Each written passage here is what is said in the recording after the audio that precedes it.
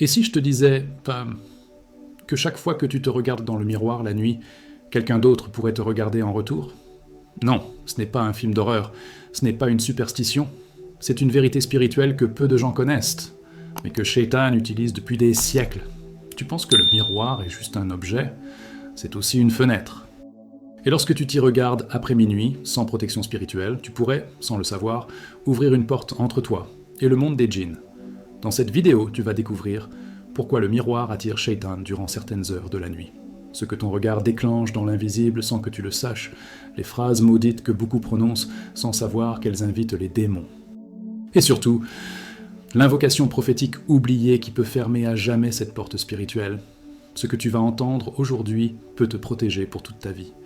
Mais si tu l'ignores, alors Shaitan continuera à t'observer dans ton propre miroir.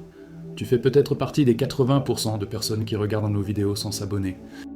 Mais aujourd'hui, si tu crois que la vérité mérite d'être entendue, abonne-toi à Les Voix de la Lumière maintenant. Active la cloche et reste jusqu'à la fin, car ce que tu vas apprendre pourrait changer ta façon de te regarder pour toujours. Le miroir. Comme porte, ce que tu ne sais pas. Quand tu te regardes après minuit, le miroir. Un objet banal, quotidien, présent dans toutes les maisons. On s'y regarde pour se coiffer, se laver, s'observer. Mais très peu savent que dans la tradition mystique islamique de Miwa'ut, le miroir n'est pas neutre. Il est une interface, un seuil, une surface où se croisent deux mondes, le visible et l'invisible. Le prophète Muhammad nous a enseigné la prudence face à certains moments et certains lieux, et les anciens, versés dans le islamique mysticisme, affirmaient que regarder dans un miroir la nuit est un acte spirituellement risqué. Pourquoi ? Parce que la nuit n'est pas seulement l'absence de lumière.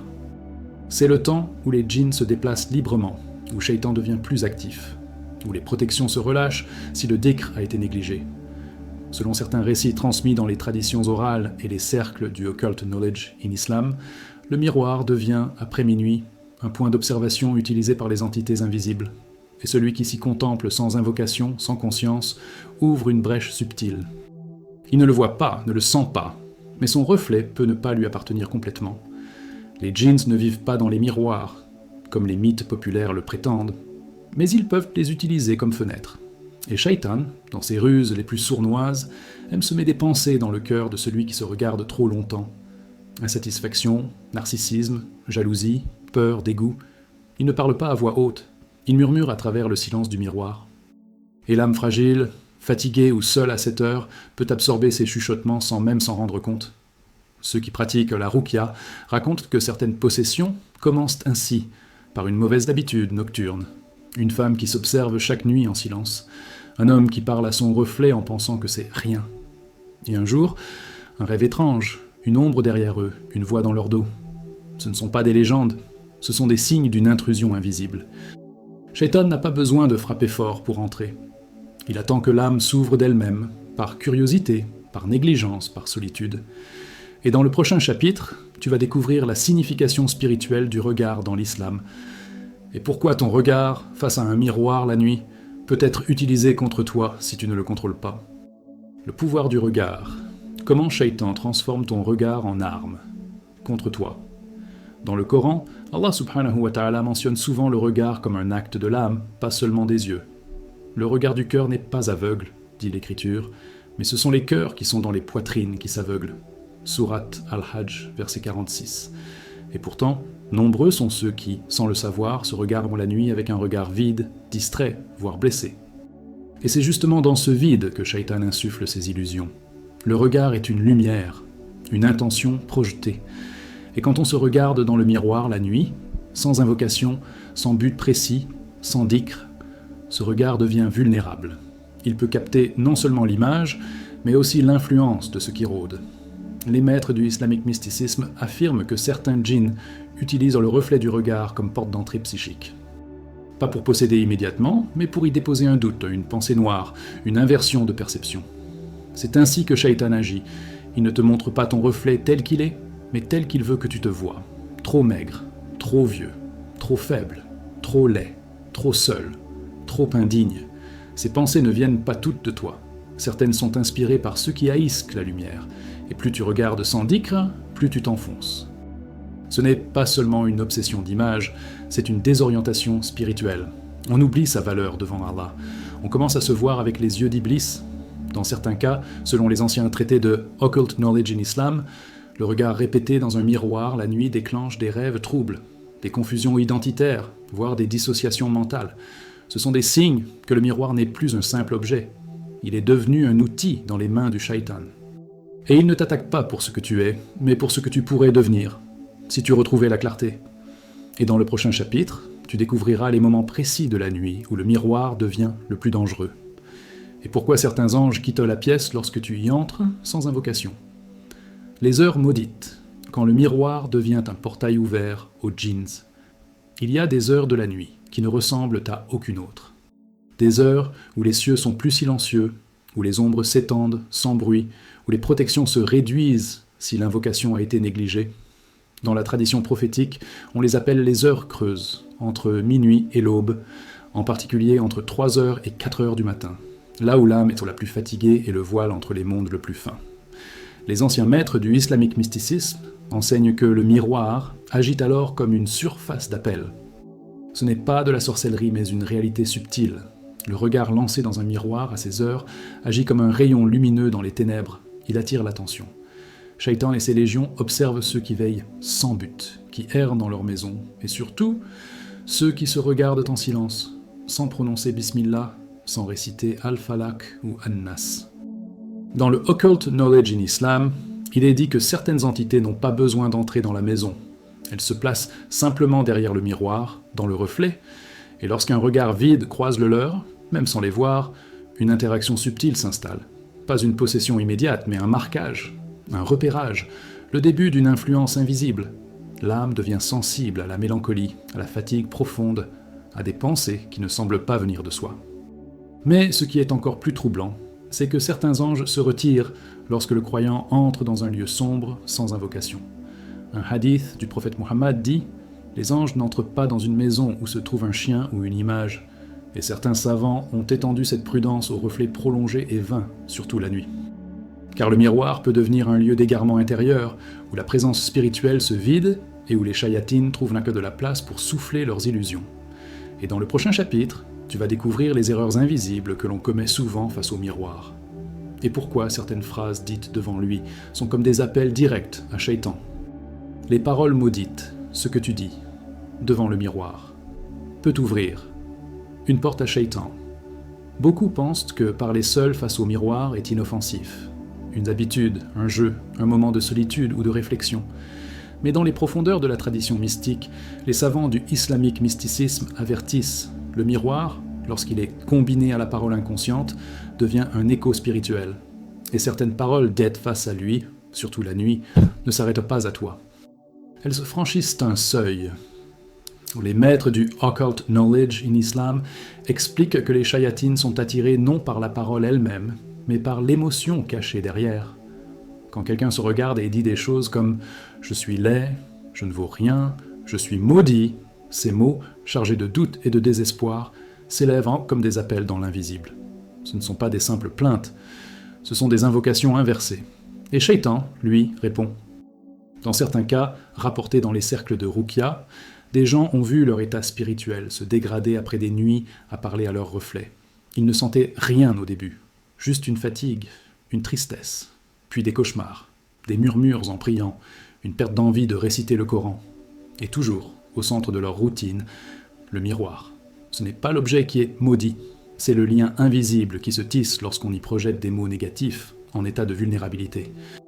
Le prophète Muhammad nous a appris à dire du bien de soi avec humilité, à se rappeler que Allah subhanahu wa ta'ala nous a créés dans la meilleure forme.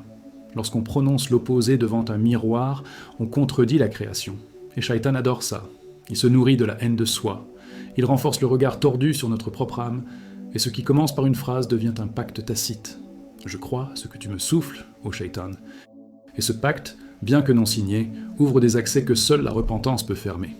Et dans le prochain chapitre, tu vas découvrir la méthode prophétique pour purifier le miroir et restaurer ta connexion spirituelle, même si tu as été affecté sans le savoir. Purifier le miroir. La méthode prophétique pour fermer les portes invisibles.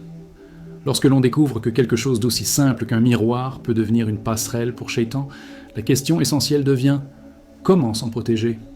Les savants du Islamic Mysticism ne prônent pas la peur, mais la conscience. Car dans chaque objet que nous utilisons se cache un potentiel, celui de l'oubli ou celui du rappel d'Allah subhanahu wa ta'ala. Et le miroir, bien que neutre en apparence, doit être sanctifié par l'intention. Le prophète Muhammad nous a enseigné à prononcer des invocations dans chaque geste du quotidien, avant de dormir, avant d'entrer aux toilettes, avant de manger, avant de s'habiller. Alors pourquoi pas avant de se regarder?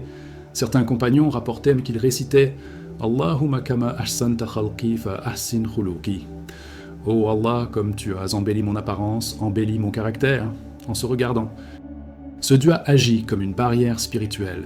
Il rappelle que le regard porté sur soi doit être accompagné de gratitude, non de vanité ni de dégoût. Mais il existe aussi des actions physiques.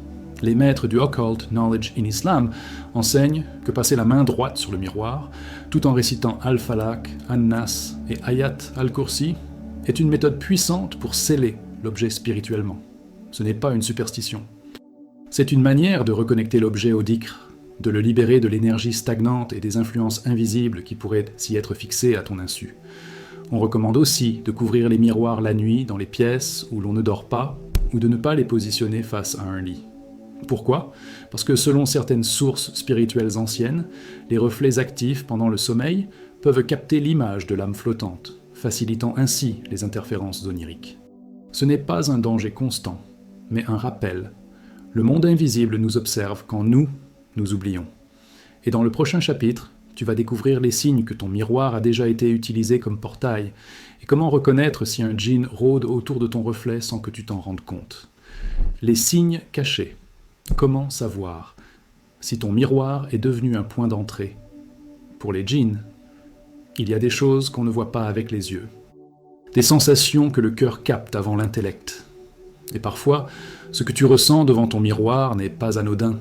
Si tu te tiens face à lui et que tu ressens une oppression, un frisson sans cause, une gêne subtile dans la poitrine, ce ne sont pas des impressions, ce sont des signaux. Et selon les maîtres du islamique mysticisme, ce sont souvent les premiers signes d'une présence invisible liée à ton reflet. Les djinns ne vivent pas dans les miroirs, mais ils peuvent les fréquenter si ceux-ci ne sont pas protégés. Un miroir exposé, jamais purifié, utilisé la nuit sans invocation, devient un point d'observation. Et quand ce point est actif, certains phénomènes peuvent survenir. Tu évites inconsciemment de te regarder. Tu te sens jugé ou observé. Tu rêves souvent de ton propre visage ou de double de toi-même. Tu entends des bruits près de la pièce où se trouve le miroir.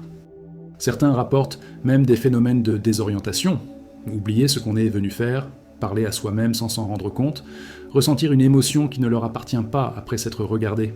Ces manifestations ne sont pas toujours démoniaques, mais elles signalent une brèche. Et une brèche, si elle n'est pas refermée par le dhikr, peut devenir une route ouverte pour les shayatines. Les praticiens de Ruqya racontent des cas où la source des troubles spirituels n'était ni un objet maudit, ni un sort, mais un miroir. Un simple miroir devant lequel une femme se plaignait chaque jour d'elle-même. Un miroir accroché dans un couloir sombre où passèrent des voix. Un miroir ancien récupéré sans jamais avoir été purifié, et à travers lui, des présences avaient trouvé un point de fixation. C'est pour cela que le rappel d'Allah doit accompagner tout espace de reflet, surtout la nuit.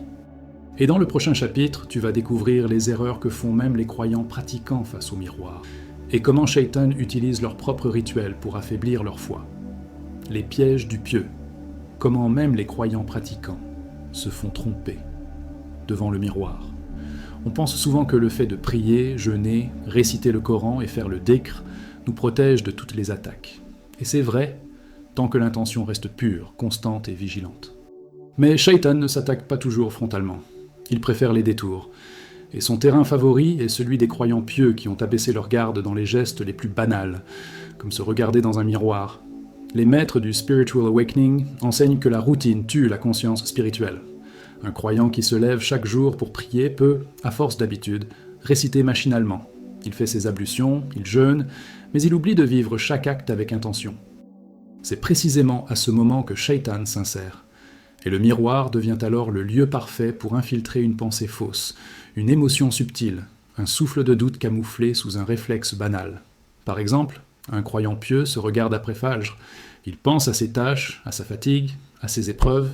Il soupire, il dit « Je n'ai pas la force aujourd'hui ». Cette phrase, dite face au miroir, n'est pas anodine. Elle est enregistrée. Et Shaitan la renforce. Il amplifie la fatigue, la vide de baraka, la transforme en fragilité. Pourtant, il ne s'est rien passé de visible. Juste un regard, une phrase, un moment de relâchement. Et la faille est ouverte.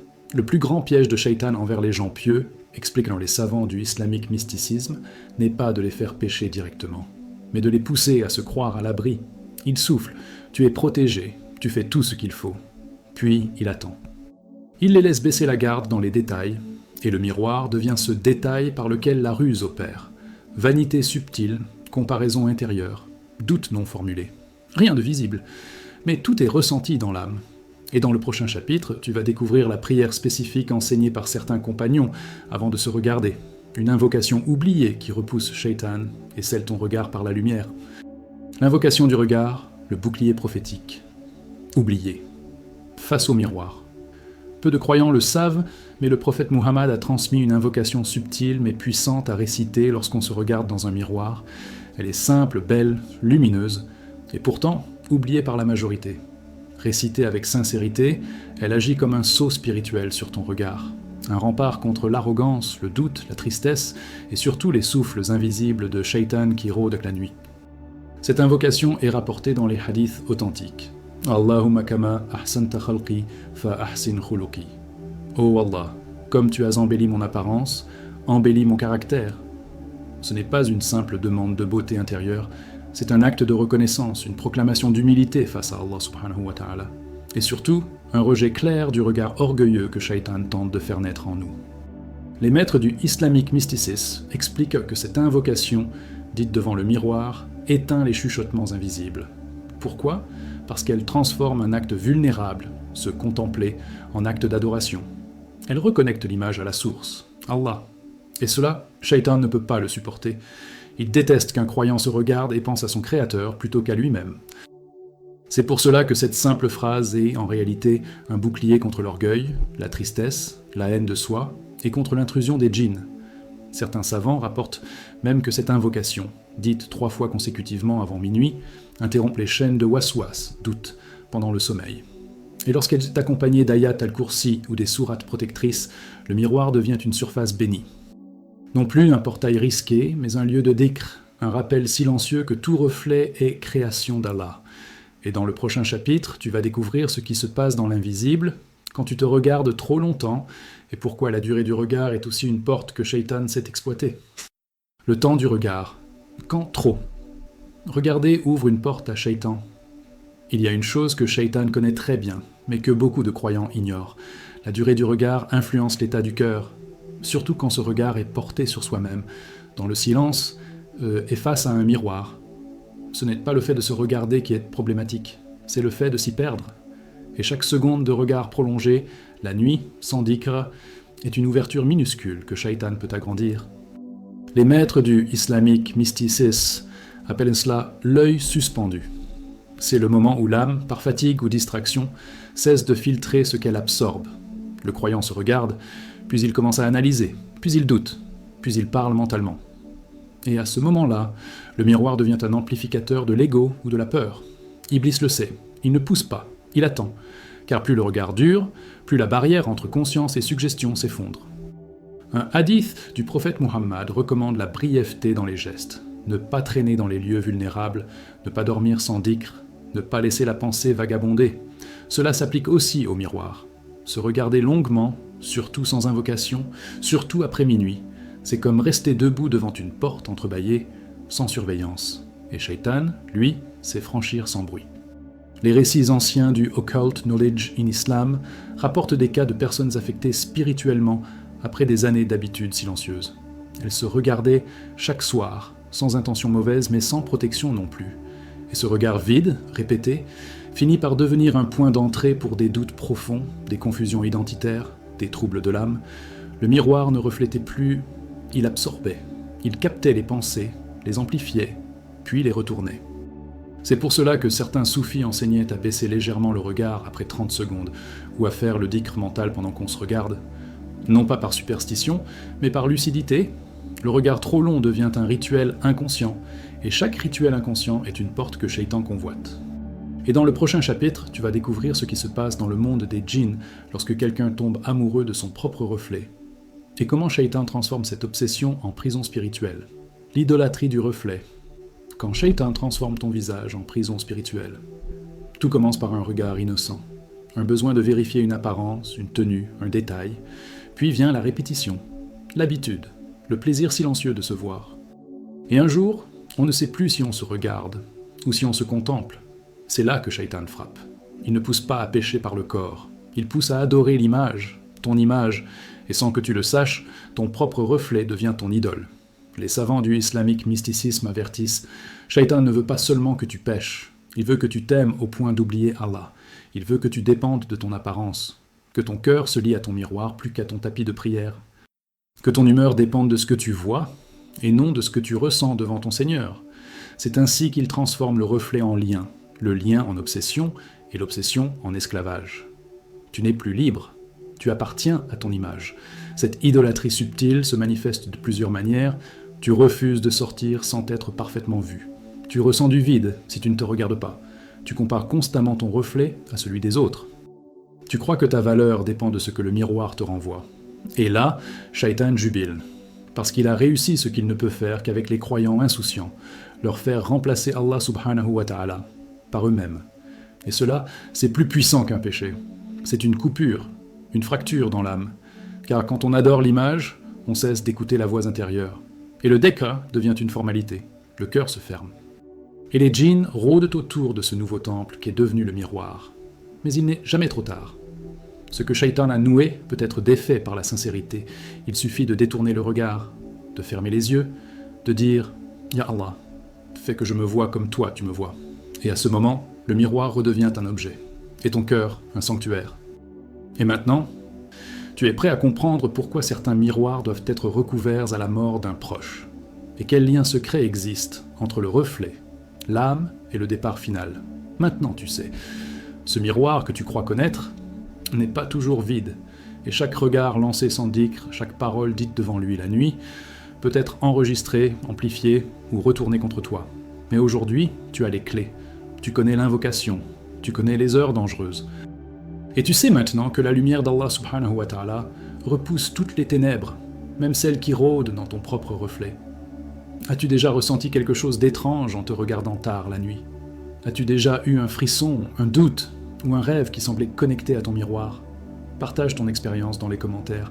Ce que tu vis peut éclairer d'autres cœurs. Et surtout, abonne-toi maintenant à Les Voix de la Lumière. Chaque vidéo est une protection, une arme contre Shaitan, une lumière dans ce monde devenu confus. Et active la cloche pour ne manquer aucune révélation. La prochaine vidéo va te choquer. Pourquoi? Certains miroirs doivent être couverts après une mort, secret spirituel révélé. Ne la rate pas.